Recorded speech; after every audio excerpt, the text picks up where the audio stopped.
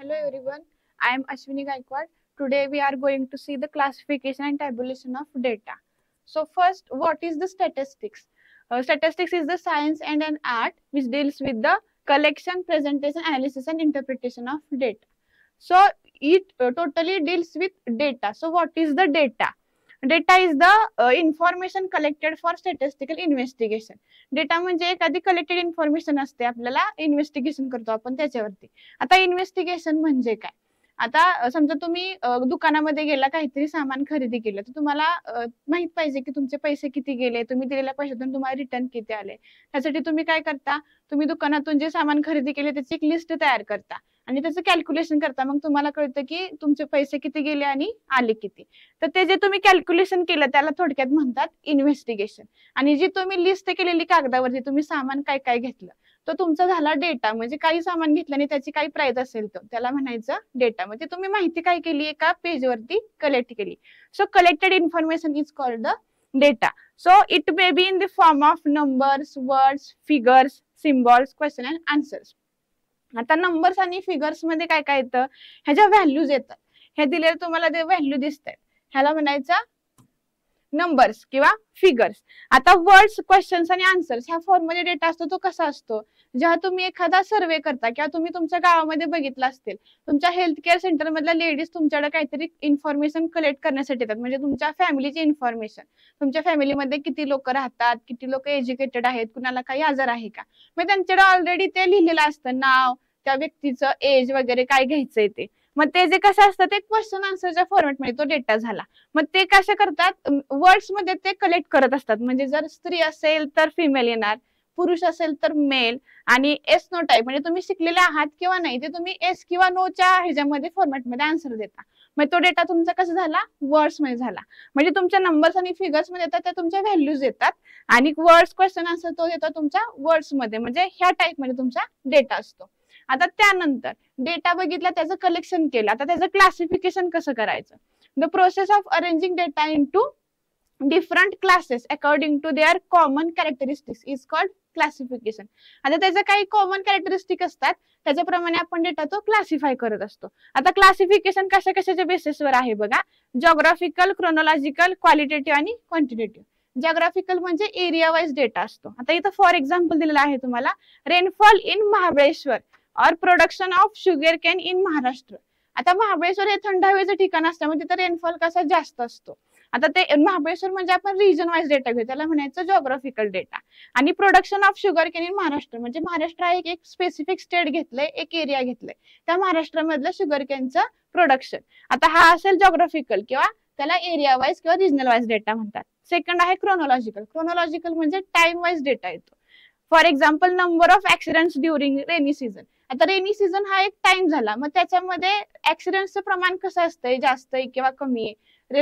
Rainy season मध्ये road slippery असतात, त्याच्यामुळे ऍक्सिडेंटचं प्रमाण जास्त असते. मग तो रेनी सीझन म्हणजे हा एक टाइम आहे, मग त्याच्यामधला जो डेटा कलेक्ट करतो त्याला म्हणायचं क्रोनॉलॉजिकल डेटा. नेक्स्ट आहे क्वालिटेटिव्ह. क्वालिटेटिव्ह म्हणजे एखादी characteristic such as gender, literacy. Gender म्हणजे मेल फिमेल असतील तो. लिटरसी म्हणजे आपले साक्षरता प्रमाण.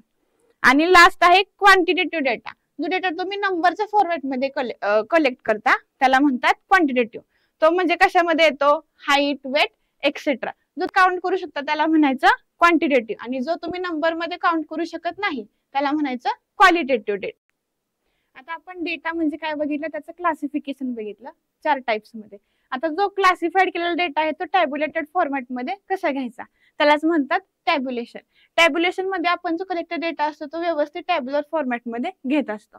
Tabulation is the next stage of classification. Table म्हणजे काय, टॅब्युलेशन मध्ये म्हणजे आपण टेबल मध्ये तो डेटा फिल करत असतो.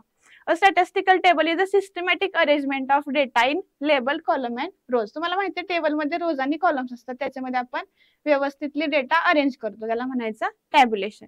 The process of presentation of data in table that is in rows and columns is called tabulation. आता टॅब्युलेशन मध्ये टेबल येतो म्हणजे टेबलचे काहीतरी पार्ट्स आहेत. आता टेबल मध्ये काय काय आहे बघा. फर्स्ट आहे ते टायटल. टायटल म्हणजे तुमच्या टेबलला जे नाव असेल. A table should have a short, clear and precise and complete title to describe. Title मध्ये आपण काय काय डिस्क्राइब करतो, the material of the table म्हणजे त्या टेबल मध्ये काय कोणत्या टाइपचं मटेरियल आहे, टाइम ऑफ कलेक्शन, कोणत्या वेळेला आपण तो डेटा कलेक्ट केलेला आहे, आणि द कव्हर्ड एरिया, कोणता एरिया कव्हर्ड केलेला आहे. म्हणजे ह्या तिन्हीचं कॉम्बिनेशन करून आपण शॉर्ट मध्ये त्या टेबलला टायटल देऊ शकतो. नेक्स्ट आहे caption. The heading of the column is called as caption. आता टेबल मध्ये काय काय येतात, रोज आणि कॉलम्स येतात. आता टेबलच्या वरची ज्याचं हेड असेल ते त्याचं असेल टायटल. त्यानंतर कॉलम्स मध्ये काय येतं, कॉलम्सला जे नाव असतं त्याला म्हणतात कॅप्शन. आता नेक्स्ट, त्यानंतर स्टब येतात. स्टब म्हणजे काय, the heading of the rows is called stub. म्हणजे तुमच्या रोजला जे काय हेडिंग असेल त्याला म्हणायचा stub. Body, body is the main part of the table which contains numerical information. Column rows घेतले, पण मेन पार्ट मध्ये तुम्हाला काहीतरी इन्फॉर्मेशन फिल करावी लागेल ना, म्हणजे इन्फॉर्मेशन तुम्ही मेन टेबल मध्ये फिल करता त्याला म्हणतात बॉडी. आता footnote, footnote is given at the foot of the table to indicate special features if any and special circumstances. म्हणजे एखादी काहीतरी स्पेशल इन्फॉर्मेशन तुम्ही शॉर्ट फॉर्म मध्ये दिली असेल टेबल मध्ये, त्याची तुम्हाला जास्त इन्फॉर्मेशन द्यायची असेल तर तुम्ही फुटनोट मध्ये ते देऊ शकता. Explanations of the short forms used in the table will be given in the footnote. आता आपण एक्झॅक्ट मध्ये बघूया टेबल मध्ये काय काय असतं. तुम्हाला सांगितलेल्या इन्फॉर्मेशन प्रमाणे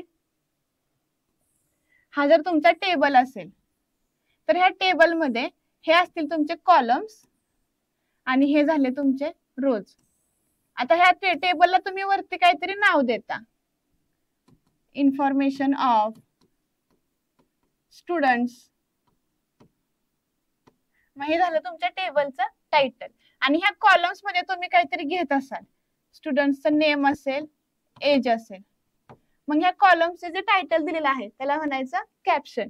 आणि हे तर सिरियल नंबर काहीतरी दिले असतील तुम्ही, 1 2 3, ह्याला म्हणायचं स्टब. आणि इथं मेन पार्ट मध्ये तुम्ही त्यांची इन्फॉर्मेशन जी फिल करताय ह्याला म्हणायचं बॉडी ऑफ दी टेबल. आणि हा टेबल आपला कम्प्लीट झाल्यानंतर इथं खाली तुमची फुटनोट असते. फुटनोट म्हणजे टेबलच्या फुटला, टेबलच्या खाली तिथं आपण जी नोट लिहितो त्याला म्हणायचं फुटनोट. मग इथं तुम्ही जर काही सिम्बॉल मध्ये वगैरे इन्फॉर्मेशन फिल केली असेल, जनरली आपण @ कशासाठी यूज करतो, समजा आपलं एखादं लोकेशन वगैरे दाखवायचं असेल तर त्यासाठी @ हा सिम्बॉल आपण कशासाठी यूज करतोय, फॉर लोकेशन. असं तुम्ही काहीतरी शॉर्ट फॉर्म मध्ये जी इन्फॉर्मेशन दिलेली असेल त्याची तुम्हाला इन्फॉर्मेशन पूर्ण फुटनोट मध्ये देता येते. ठीक आहे. मग आपण ह्याच्यामध्ये काय काय बघितलं, क्लासिफिकेशन, टॅब्युलेशन. थँक्यू. तुम्हाला माझा जर व्हिडिओ आवडला असेल तर लाईक, सबस्क्राईब आणि शेअर करायला विसरू नका. धन्यवाद.